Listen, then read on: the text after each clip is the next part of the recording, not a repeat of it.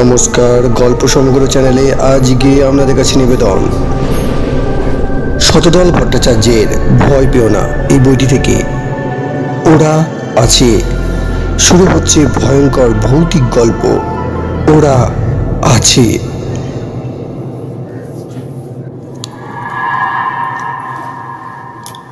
দুন এক্সপ্রেসে যাচ্ছি। গন্তব্যস্থল বেশি দূর নয়, গয়া। আমার গাড়ি চড়তে বেশ ভালোই লাগে। কোথাও বেড়াতে যাব মনে হলে পেখম মেলে মন নাচতে থাকে, কিন্তু এবারে তো বেড়াতে যাচ্ছি না, যাচ্ছি পিণ্ডদান করতে। যতক্ষণ কাজ সুসম্পন্ন না হচ্ছে ততক্ষণ বেশ চিন্তা থাকে বই কি। কাজেই সেই ভাবনায় ডুবে আছি। গাড়ি চলছে, আমার সামনের আর এক যাত্রীও বাইরের দিকে চেয়ে মহা ভাবনায় মগ্ন। কাহা তক মুখ বন্ধ করে যাওয়া যায়? ভদ্রলোককে তাই জিজ্ঞাসা করলাম, কত দূর যাবেন? গয়া। আরে, আমিও গয়া যাচ্ছি।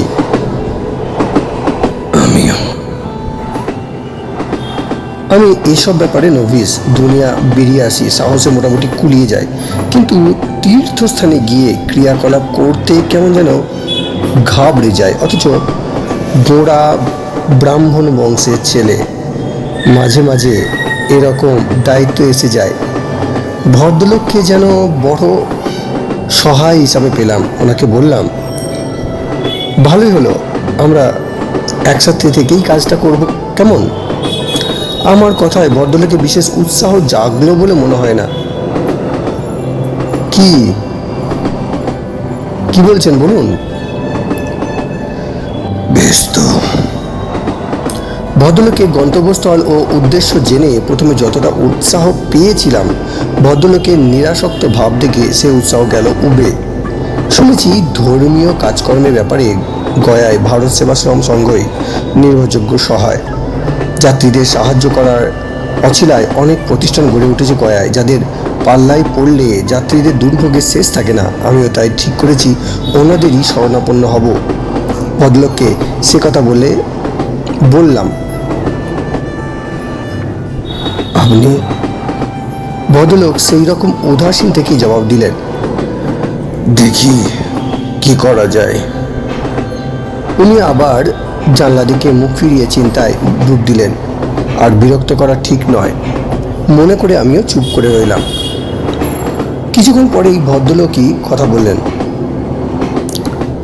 আমিও ভারত সেবাশ্রম সঙ্গী উঠব ভাবছি। ওনাদের কাছে যেতে হবে, স্বামীজিদের কাছে। একটা দারুণ সমস্যার সমাধান চাইতে হবে। শ্রাদ্ধাদির ব্যাপারে নানা রকম সমস্যা সব থাকে, কাজেই জিজ্ঞেস করা বাঞ্ছনীয় নয় কি সে সমস্যা। তবু কৌতূহল বেজায় বিশ্রী জিনিস। যদি নিজে থেকে কিছু বলেন তাই একটু খেই ধরিয়ে দিলাম। হ্যাঁ, ওনারা নানা রকম সমস্যার বিধান দিতে পারেন বই কি। ভদ্রলোক বোধ হয় আমার কথায় সহানুভূতি খুঁজে পেলেন। কিন্তু আমার সমস্যা যে বড় সাংঘাতিক। আন্দাজ করতে পারছি না ওনার সমস্যা। ওনার মুখের দিকে তাকিয়ে রইলাম। একটু থেমে ভদ্রলোক বললেন, বলবো? বড় সাংঘাতিক। আপত্তি না থাকলে বলুন, মন হালকা হবে। ভদ্রলোক বলতে লাগলেন, বরাবরই শুনছি ত্রৈলোকনাথ বলছে আমার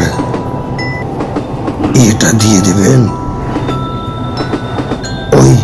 ওই আবার বলল, যখন তখন যেখানে সেখানে বলছে, শয়নে স্বপনে অফিসে বাথরুমে, মশাই কোথাও ছাড়ছে না। মাঝে মাঝে বলে যাচ্ছে এক কথা। এই ট্রেনে কতবার বলছে জানেন? বলতে বলতে ভদ্রলোক উত্তেজিত হয়ে উঠলেন। কোথায় গেল আমার গোড়ায় দেখা সেই চিন্তায় মগ্ন মানুষটি? এ মানুষটির চোখ বড় বড় হয়ে উঠেছে, মনটা খুব অস্থির। ওনার সঙ্গে আমিও যেন কিরকম হয়ে গেলাম। কে এই ত্রৈলোক্যনাথ? তেমন উত্তেজিত হয়ে ভদ্রলোক বললেন, কি করে জানবো কে এই ত্রৈলোক্যনাথ? ওকে আমি চিনি না, নাম পর্যন্ত শুনিনি। হঠাৎ ইঞ্জিনের বিকট হুইসেলের শব্দে আমরা চমকে উঠলাম। কামরার অন্যান্য যাত্রীরা নিশ্চয়ই আমাদের মতো চমকে ওঠেনি, কারণ তারা এমন সাংঘাতিক ব্যাপার নিয়ে আলোচনা করছিল না। 6 বছর আগে বাবা মারা গেছেন। বাড়িতে কথাবার্তা বলে ঠিক করলাম গয়া গিয়ে দিয়ে আসবো। আত্মীয় স্বজনদের সঙ্গে ঘরে বসে ঠিক করে হয়ে গেল যে কবে যাব কাজ করতে। যেন যেই ঠিক হয়ে গেল অমনি মশাই ঘটল এক বিচিত্র ঘটনা। কানের কাছে কে যেন বলে উঠল, আমার নাম ত্রৈলোক্যনাথ, আমার পেন্নিটা দিয়ে দেবেন। সেই থেকে ত্রৈলোক্যনাথের বলার আর বিরাম নেই। যখন তখন আমায় বিরক্ত করে যাচ্ছে, আমার নাম ত্রৈলোক্যনাথ এই বলে বারবার বিরক্ত করে যাচ্ছে। আমার গায়ে কাঁটা দিয়ে উঠল। বিস্ফারিত চোখে জিজ্ঞাসা করলাম, ফের কে এই ত্রৈলোক্যনাথ? ভদ্রলোক উত্তেজিত হয়ে বললেন, আরে বাবা, বললাম তো আমি চিনি না।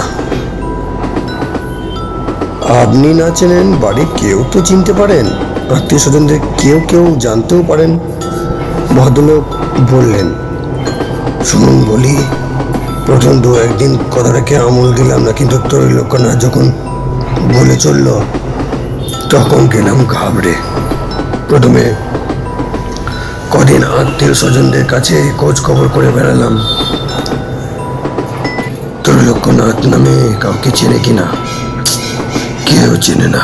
তারপর হাজার চেষ্টা করলাম কোনো মৃত বন্ধুর নাম ত্রৈলোক্যনাথ কিনা মনে করবার, কিন্তু সব বৃথা। ভদ্রলোক একটু থামলেন। ওনার কাহিনী আমায় খুব উত্তেজিত করে তুলেছে। বললাম, তারপর মশাই শেষ চেষ্টা করতে বেরোলাম।